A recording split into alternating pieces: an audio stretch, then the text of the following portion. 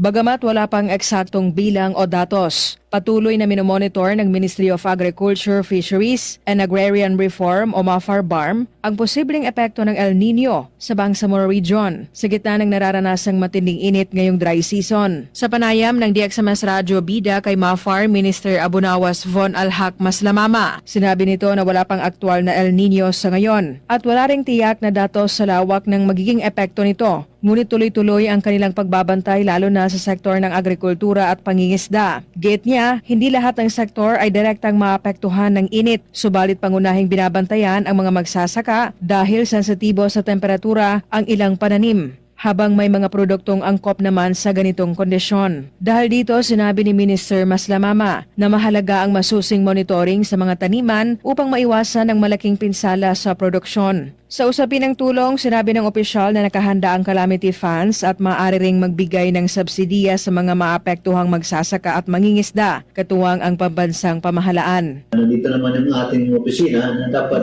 makatulong sa inyo. Any changes doon sa ground, especially doon sa mga agriculture fisheries, pwedeng malaman ng ating opisina para makatulong naman tayo sa kanila. Itinutulak din ng MAFAR ang paggamit ng makabagong teknolohiya at climate resilient na pananim bilang pangmatagalang solusyon, kasabay ng pagpapalakas ng field monitoring system at mga lokal na opisina upang mas mapabilis na makatugon sa pangangailangan ng mga magsasaka at mangingisda. Rufa Mocalid, NDBC, Bida Balita.